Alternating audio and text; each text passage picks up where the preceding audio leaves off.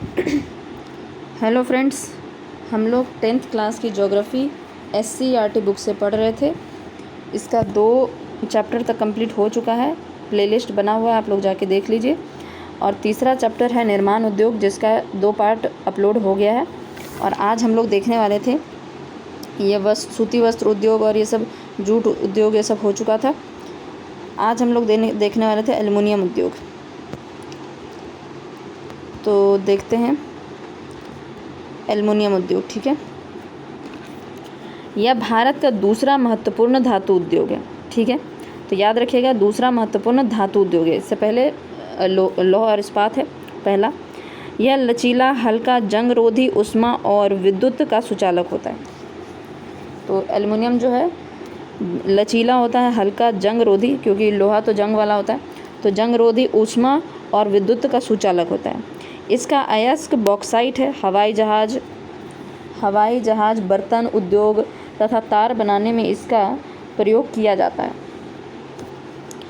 आज इसकी लोकप्रियता इसलिए और भी बढ़ रही है क्योंकि यह कई उद्योग में इस्पात, तांबा, जस्ता और शीशे के विकल्प के रूप में प्रयुक्त होने लगा है। तो इसलिए इसकी लोकप्रियता और ज़्यादा बढ़ रही है। क्यों? क्योंकि वह उद्योगों में इस्पात, तांबा, जस्ता, शीशे की जगह पर यूज़ हो रहा है। 1 टन एल्युमिनियम के लिए लगभग 6 टन बॉक्साइट एवं 18,600 किलोवाट विद्युत की आवश्यकता होती है। तो यह क्वेश्चन बन सकता है कि 1 टन एल्युमिनियम के लिए 6 टन बॉक्साइट और 18,600 किलोवाट विद्युत की आवश्यकता होती है। एल्युमिनियम में लगभग मूल्य में 30 से 40% तक की विद्युत की कीमत होती है। तो एल्युमिनियम में जो मतलब जितना मूल्य आपको लगता है, मान लीजिए 100 रुपये का है, तो 30 से 40 रुपया केवल विद्युत के लिए लगता है। ठीक है, विद्युत की कीमत होती है। इससे स्पष्ट है कि एल्युमिनियम उद्योग की स्थिति बॉक्साइट और सस्ती बिजली की उपलब्धता से पूरी तरह प्रभावित होती है।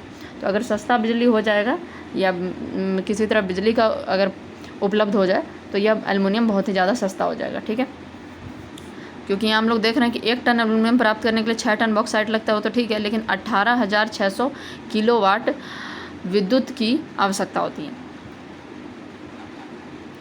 आज देश में 8 प्रमुख एल्युमिनियम संयंत्र हैं, जो उड़ीसा का नालको एवं बाल्को है। तो 8 प्रमुख एल्युमिनियम संयंत्र है, उसमें उड़ीसा का नालको और बाल्को है। उसके बाद पश्चिम बंगाल, केरल, उत्तर प्रदेश, छत्तीसगढ़, महाराष्ट्र, तमिलनाडु राज्य में स्थित है। ये सभी संयंत्र मिलकर 2007-08 में लगभग 6.2 लाख टन एल्युमिनियम का उत्पादन किए थे। तो 6-7 का तो आपसे कोई पूछेगा नहीं, इसलिए बस इतना याद रखिए कि 8 प्रमुख एल्युमिनियम संयंत्र है। ठीक है, उड़ीसा में है, पश्चिम बंगाल में है, केरल में है, उत्तर प्रदेश में, छत्तीसगढ़ में, महाराष्ट्र और तमिलनाडु राज्य में। तो जगह याद रखिएगा, 8 जगह कौन कौन सा है? उड़ीसा है, पश्चिम बंगाल है, उसके बाद केरल है, उत्तर प्रदेश है, छत्तीसगढ़ है, महाराष्ट्र है, तमिलनाडु है। तो ऊपर उत्तर वाला जितना भी है वह पहले याद रख लीजिए, जैसे उड़ीसा, पश्चिम बंगाल, उत्तर प्रदेश, छत्तीसगढ़।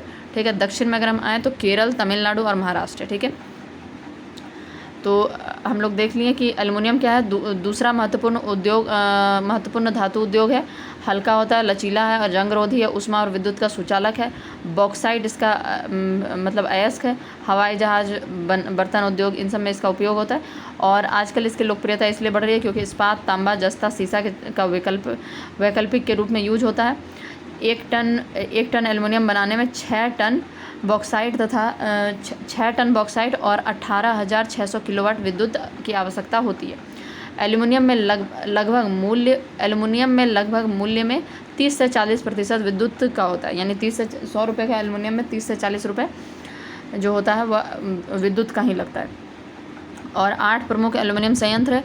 उड़ीसा में नालको और बाल्को, उसके बाद पश्चिम बंगाल, छत्तीसगढ़, उत्तर प्रदेश, और इधर हम देखें तो महाराष्ट्र के बाद तमिलनाडु और केरल। ठीक है, अब आ जाता है तांबा प्रागलन उद्योग। ठीक है, तांबा प्रगलन उद्योग।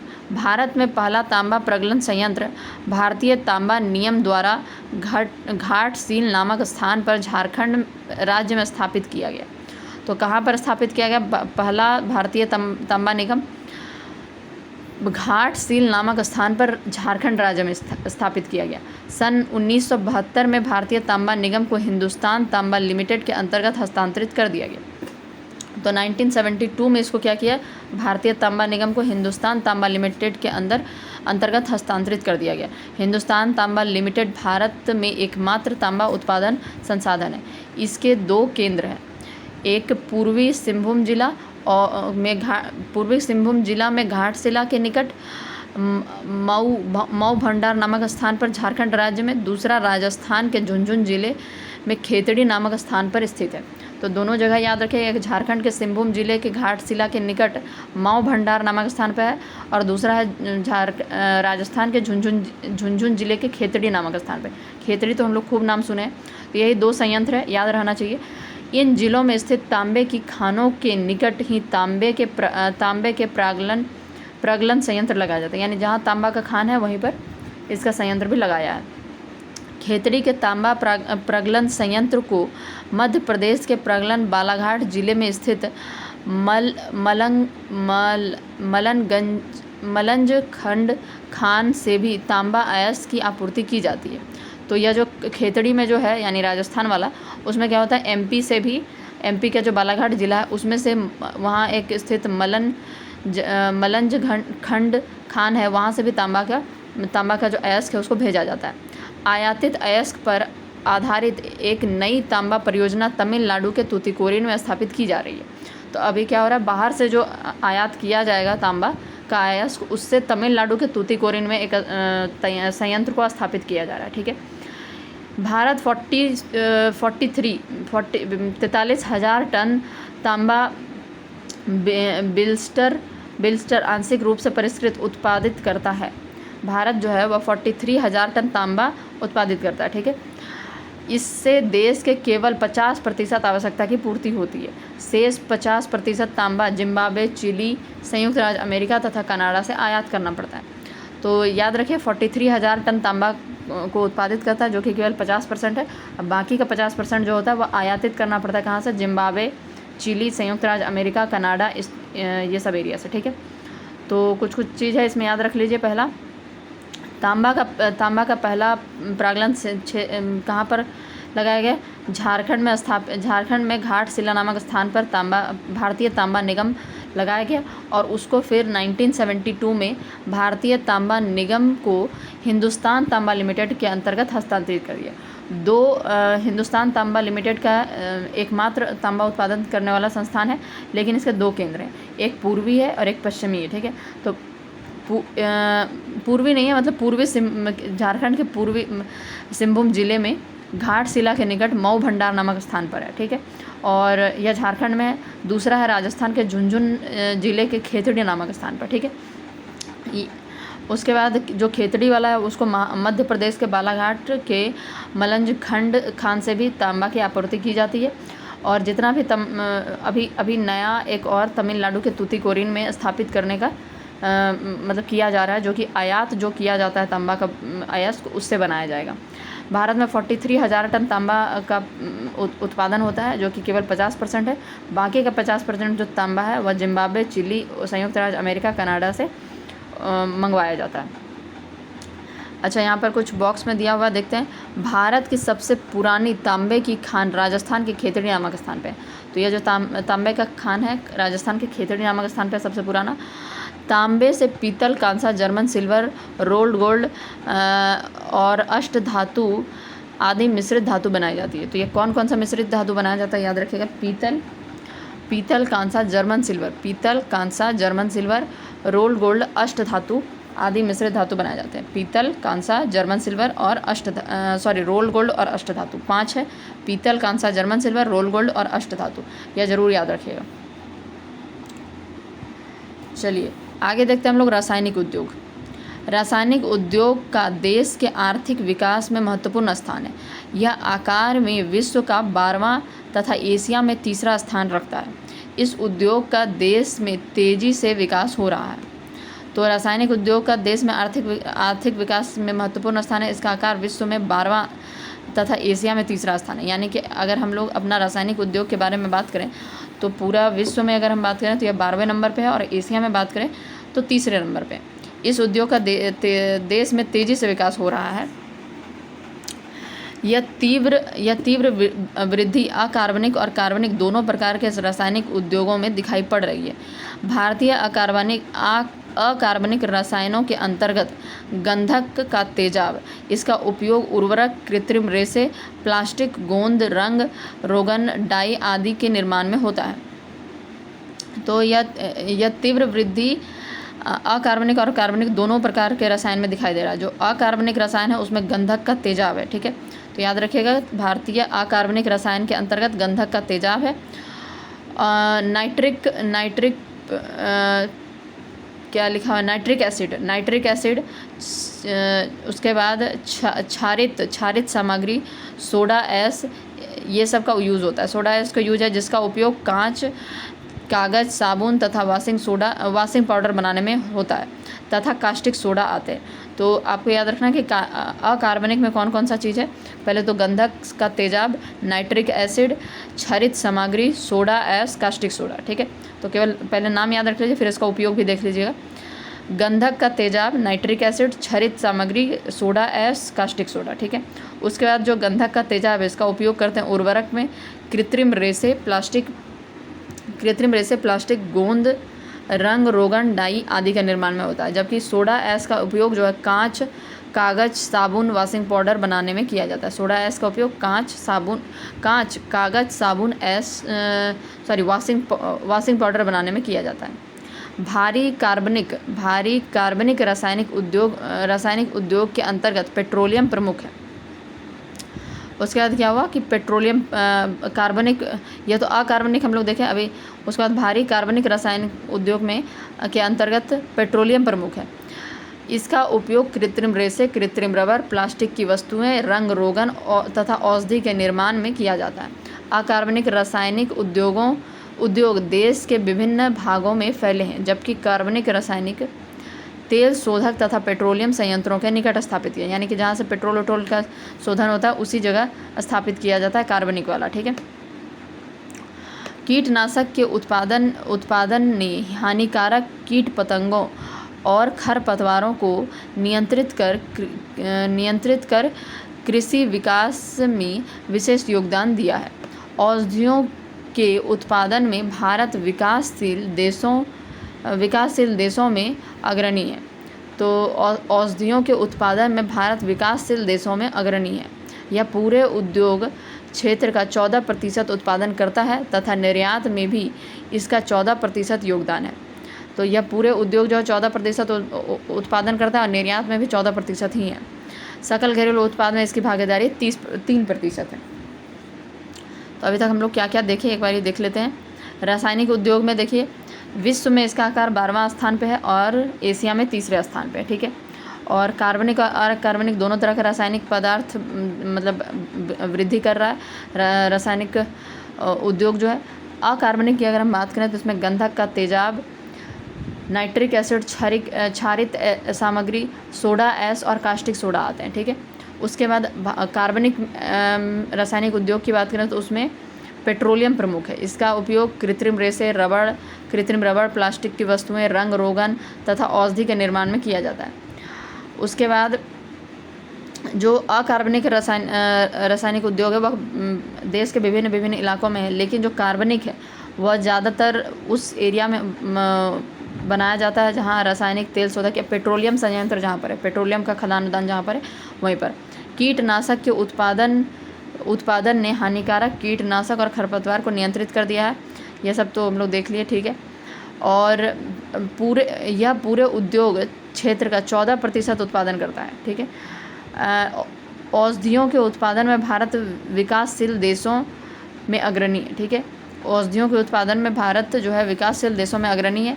यह पूरे उद्योग क्षेत्र का 14% उत्पादन करता है और निर्यात में भी 14% का योगदान है। सकल घरेलू उत्पाद में 3% की भागीदारी है। औषधियों के उत्पादन में भारत जो है विकासशील देशों में अग्रणी है। यह पूरे उद्योग जितना भी उद्योग है उसके क्षेत्र का 14% उत्पादन करता है। निर्यात भी 14% है और सकल घरेलू उत्पाद में इसका 3% भागीदारी है। चलिए अब हम लोग आगे देखते हैं उर्वरक उद्योग, ठीक है। भारत एक कृषि प्रधान देश है तथा मिट्टी की उपजाऊ शक्ति को बनाए रखने के लिए उर्वरक का उपयोग अनिवार्य है। भारत विश्व का तीसरा सबसे बड़ा नाइट्रोजन युक्त उर्वरक का उत्पादक है। तो भारत विश्व का तीसरा बड़ा नाइट्रोजन युक्त उर्वरक का उत्पादक है। भारत का पहला उर्वरक संयंत्र 1906 में रानीपेट तमिलनाडु में स्थापित किया गया। तो ये आप याद रखिएगा, एक तो नाइट्रोजन युक्त जितना भी उर्वरक है उसमें विश्व में तीसरा स्थान है, और 1906 में रानीपेट तमिलनाडु में सबसे पहला उर्वरक संयंत्र स्थापित किया गया था। परंतु इस उद्योग का वास्तविक विकास 1951 ईस्वी में भारतीय उर्वरक निगम द्वारा सिंदरी में संयंत्र स्थापित करने के साथ हुआ। तो जब वह भारतीय उर्वरक निगम द्वारा सिंदरी में जब संयंत्र स्थापित किया गया तब इसका वास्तविक रूप से विकास हुआ। उसके बाद हरित क्रांति के कारण उर्वरकों की मांग बढ़ी, जिसमें भारत के विभिन्न भागों में उर्वरक संयंत्र स्थापित करने के लिए मार्ग प्रशस्त किया गया। तो हरित क्रांति के कारण उर्वरकों की मांग बढ़ी, जिसमें भारत के विभिन्न भागों में उर्वरक संयंत्र स्थापित करने के लिए मार्ग प्रशस्त किया है। गुजरात, तमिलनाडु, उत्तर प्रदेश, पंजाब और केरल राज्य कुल उत्पादन का 50% से अधिक उर्वरक का उत्पादन करते थे। अन्य महत्वपूर्ण उत्पादक आंध्र प्रदेश, उड़ीसा, राजस्थान, बिहार, महाराष्ट्र, असम, पश्चिम बंगाल, गोवा, दिल्ली, मध्य प्रदेश, कर्नाटक में है। तो ये सब इतना याद रखने की ज़रूरत नहीं कौन कौन एरिया है, क्योंकि बहुत सारा लगभग दे ही दिया है, एक दो रहे तो फिर भी बात है। प्राकृतिक गैस की सहज सुलभता के कारण देश के विभिन्न भागों में उर्वरक संयंत्र स्थापित किए जा सकते हैं। तो प्राकृतिक गैस की सहज सुलभ के कारण यह हो पाया है। भारत द्वारा 2006-07 में लगभग 50 टन नाइट्रोजनी और 50 लाख टन फॉस्फेटी, 20 लाख टन पोटास उर्वरक का उत्पादन किया है। उसके बाद पोटास उर्वरक बनाने में भारत को पोटेशियम आयात करना पड़ता है। तो इसमें आपको 2-3 बात याद रखना है। सबसे पहला तो विश्व में नाइट्रोजनी उर्वरक का तीसरे स्थान पे है भारत, ठीक है। उसके बाद सबसे पहले उर्वरक संयंत्र जो है 1906 में रानीपेट तमिलनाडु में स्थापित किया गया था, लेकिन इसका विकास जो है 1951 में जब भारतीय उर्वरक निगम द्वारा सिंदरी में संयंत्र स्थापित किया गया तब हो पाया बढ़िया से। उसके बाद और कुछ इसमें कुछ खास बात नहीं है, ठीक है। और इसमें आपको यह याद रखना है कि पोटास उर्वरक बनाने के लिए भारत को पोटाशियम आयात करना पड़ता है, पोटास उर्वरक को बनाने के लिए। आते हैं हम लोग सीमेंट उद्योग में। आवास निर्माण एवं देश के ढांचागत क्षेत्र में इसकी महत्वपूर्ण भूमिका है। सीमेंट उद्योग आवास बनाने के लिए इसका ज़रूरत होता है। भारत विश्व का दूसरा सबसे बड़ा सीमेंट उत्पादक देश है। तो याद रखिएगा, भारत जो है दूसरा सबसे बड़ा सीमेंट उत्पादक देश है। भारत में कई तरह के सीमेंट का उत्पादन होता है, जैसे साधारण पोर्टलैंड सीमेंट, पोजोलान। तो कौन कौन सा है? साधारण Portland cement, Portland pozzolan, Portland blast furnace, slag cement, oil well और एवं सफ़ेद सीमेंट आदि। तो यह सब उत्पादन होता है यहाँ पर। सीमेंट उद्योग के लिए कच्चा माल जैसे चूना पत्थर, कोयला, सिलिका, एल्युमिनियम और जिप्सम की आवश्यकता होती है। याद रखिएगा कौन कौन सा? चूना पत्थर, कोयला, सिलिका, एल्युमिनियम और जिप्सम की आवश्यकता होती है। इसलिए यह उद्योग कच्चे माल के निकट स्थापित किया जाता है। तो पहले तो याद रख लीजिए कि कौन कौन सा। सबसे पहले तो दूसरा विश्व का दूसरा सीमेंट उत्पादक, सभी देशों में विश्व में दूसरा सबसे बड़ा सीमेंट उत्पादक है। कौन कौन सा तरह का सीमेंट का उत्पादन होता है यहाँ पर? एक दो बार बस पढ़ लीजिए अगर एग्जाम में पूछ ले तो। साधारण पोर्टलैंड, उसके बाद सीमेंट, फिर Portland pozzolan, Portland blast furnace, slag cement, oil well एवं सफ़ेद सीमेंट। सीमेंट उद्योगों के लिए कच्चा माल जैसे चूना पत्थर, कोयला, सिलिका, एल्युमिनियम और जिप्सम की आवश्यकता होती है। कौन कौन सा चीज़? चूना पत्थर, कोयला, सिलिका, एल्युमिनियम, जिप्सम। 5 चीज़ है: चूना पत्थर, कोयला, सिलिका, जिप्सम, एल्युमिनियम और जिप्सम, ठीक है। इसलिए कच्चे माल जहाँ पर होता है उसी के आसपास इसको लगाया जाता है। उसके बाद देखते हैं, पहला सीमेंट संयंत्र 1904 में चेन्नई में स्थापित किया गया। इस उद्योग का विस्तार मुख्यतः स्वतंत्रता के बाद हुआ। आज देश में 159 बड़े तथा 332 से अधिक छोटे संयंत्र हैं। 2008 तक में यह 159 और 332 अधिक सीमेंट संयंत्र है, ठीक है। बड़े हैं 159 और छोटे हैं 332। इसकी कुल उत्पादन क्षमता प्रति वर्ष 1683 लाख टन है, ठीक है। यह 2007-8 का बता रहा है, इसको याद रखने की ज़रूरत नहीं है। चूँकि भारतीय सीमेंट की गुणवत्ता उत्तम है, यह अतः दक्षिण और पूर्व एशिया देशों में इसकी बहुत अधिक मांग है। इस समय देश में प्रति वर्ष 20 करोड़ टन से अधिक सीमेंट का उत्पादन किया जा रहा है। आपको विशेष तौर पर जो बात याद रखना है, हम एक बार फिर से पढ़ देते हैं। विश्व में दूसरा स्थान है इसका, ठीक है। कौन कौन सा सीमेंट बनता है?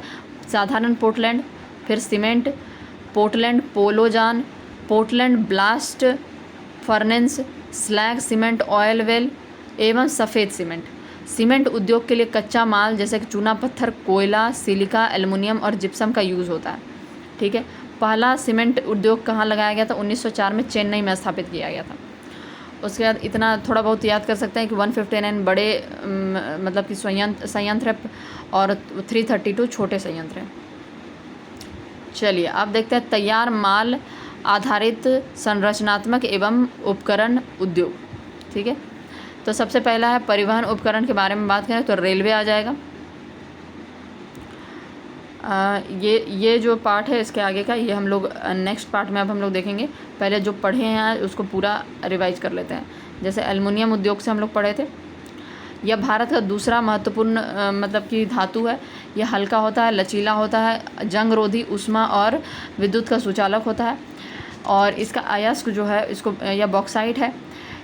उसके बाद इसका मांग इसलिए भी बढ़ रहा है क्योंकि इस्पात, तांबा, जस्ता और शीशे के लिए विकल्प के तौर पर है, ठीक है।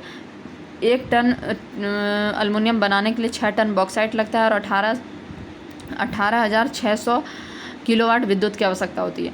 100 रुपये का अगर एल्युमिनियम है तो 30-40 रुपये विद्युत का दाम लग जाता है, ठीक है। 8 प्रमुख संयंत्र है। उड़ीसा में है, पश्चिम बंगाल में, उड़ीसा, पश्चिम बंगाल, छत्तीसगढ़, उत्तर प्रदेश। उसके बाद इधर अगर हम देखें तो महाराष्ट्र, केरल, तमिलनाडु में यह 8 संयंत्र लगे हुए हैं, ठीक है। उसका तांबा प्रगलन उद्योग को बारे में देखते हैं। सबसे पहले तांबा प्रगलन उद्योग जो है वह झारखंड के घाटशिला में लगाया गया था, भारतीय तांबा निगम। उसके बाद 1972 में भारतीय तांबा निगम को हिंदुस्तान तांबा लिमिटेड के अंतर्गत हस्तांतरित कर दिया और इसके 2 केंद्र हैं। और जितना भी तांबा बनता है वह हिंदुस्तान तांबा लिमिटेड ही बनाता है और इसके 2 केंद्र हैं। एक है पूर्वी सिंहभूम जिला घाटशिला के निकट मऊ भंडार नामक जगह में, और दूसरा जो है झारखंड के झुंझुनू जिले के खेतड़ी नामक स्थान पर, ठीक है। जो खेतड़ी है उसमें मध्य प्रदेश के बालाघाट जिला स्थित मलंज खंड से भी भेजा जाता है तांबा का अयस्क, ठीक है। और तूतीकोरिन, तमिलनाडु के तूतीकोरिन में एक और संयंत्र स्थापित करने का मतलब किया जा रहा है, जिसमें कि आयात जो किया जाएगा तांबा को उसको वहाँ पर बनाया जाएगा। तो 43,000 टन तांबा जो है बनता है हमारे यहाँ, लेकिन वह केवल 50% है। बाकी का जिम्बाब्वे, चिली, संयुक्त राज्य अमेरिका, कनाडा से मंगवाया जाता है। उसके बाद इसमें हम लोग देखे थे कि सबसे पुराना तांबा का जो खान है वह राजस्थान का खेतड़ी है। तांबा से पीतल, कांसा, जर्मन सिल्वर, रोल्ड गोल्ड, अष्ट धातु बनाया जाता है, मिश्र धातु, ठीक है। उसके बाद रासायनिक उर्वरक की बात करें तो यह पूरे विश्व में, रासायनिक उद्योग की बात करें पूरे विश्व में इसका स्थान 12वां स्थान है और एशिया में 3रा स्थान है, ठीक है। उसके बाद इसमें कार्बनिक और अकार्बनिक दोनों प्रकार के रासायनिक उद्योग लगाए जाते हैं। अकार्बनिक में हो जाएगा गंधक का तेजाब, नाइट्रिक एसिड, क्षारित सामग्री, सोडा ऐश और कास्टिक सोडा, ठीक है। ये 4-5 चीज़ है। गंधक का तेजाब, नाइट्रिक एसिड, क्षारित सामग्री, सोडा ऐश, कास्टिक सोडा, ये सब बनाया जाता है। गंधक का तेजाब इसका उपयोग किया जाता है उर्वरक में, कृत्रिम रेशे में, प्लास्टिक में, गोंद में, रंग रोगन में, डाई में इसका उपयोग किया जाता है। जबकि सोडा ऐश का उपयोग किया जाता है कागज, कांच, साबुन, वॉशिंग पाउडर में, ठीक है। उसके बाद कार्बनिक रासायनिक की बात करें तो इसमें प्रमुख रूप से पेट्रोलियम होता है। इसका उपयोग कृत्रिम रेशे, कृत्रिम रबड़, प्लास्टिक की वस्तुएं, रंग रोगन तथा औषधि बनाने का निर्माण किया जाता है। अकार्बनिक रासायनिक उद्योग जो है वह कहीं पर भी लगा सकते हैं, लेकिन जो कार्बनिक उद्योग है उसको पेट्रोलियम संयंत्र जहाँ पर होता है उसी के आसपास लगाया जाता है। उसके बाद जो हमारा औषधि उत्पादन जो है, औषधि के उत्पादन में भारत जो है विकसित देशों में विकसित नहीं, विकासशील देशों में सबसे आगे है। इस या पूरे उद्योग क्षेत्र का 14% औषधि उत्पादन करता है। निर्यात भी 14% का योगदान है, मतलब जितना निर्यात करता है उसमें 14% का योगदान है। और सकल घरेलू उत्पाद में 3% का योगदान है। उसके बाद आता है उर्वरक उद्योग। उर्वरक उद्योग में जो है विश्व में भारत का स्थान तीसरा है, ठीक है। सारे उर्वरक में, नाइट्रोजनी उर्वरक में तीसरा स्थान है, ठीक है। 1906 में रानीपेट, सबसे पहले 1906 में रानीपेट तमिलनाडु में उर्वरक संयंत्र लगाया गया था, लेकिन इसका वास्तविक विकास जो है 1951 में भारतीय उर्वरक निगम सिंदरी ने जब स्थापना किया तब हुआ। और इसमें और कुछ इम्पोर्टेंट बात नहीं है। पोटास उर्वरक बनाने के लिए पोटाशियम जो है आयात करना पड़ता है। आगे देखते हैं सीमेंट उद्योग के बारे में। सीमेंट उद्योग जो है उसमें भारत का स्थान जो है दूसरा स्थान है। कितने तरह का, साधारण पोर्टलैंड सीमेंट, उसके बाद पोर्टलैंड पोलोजान, पोर्टलैंड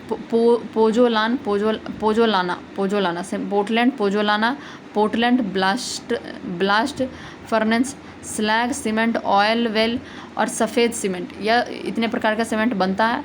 और सीमेंट बनाने के लिए जो कच्चा माल चाहिए वह चूना पत्थर, कोयला, सिलिका, एल्युमिनियम और जिप्सम चाहिए होता है, ठीक है। भारत में पहला सीमेंट उद्योग जो है 1904 में चेन्नई में लगाया गया था, और इसका विस्तार जो है स्वतंत्रता के बाद बहुत ज़्यादा हुआ। 159 बड़े सीमेंट्स के संयंत्र हैं और 332 छोटे। तो यह हम लोग रिवाइज कर लिए जो अभी तक पढ़े हैं।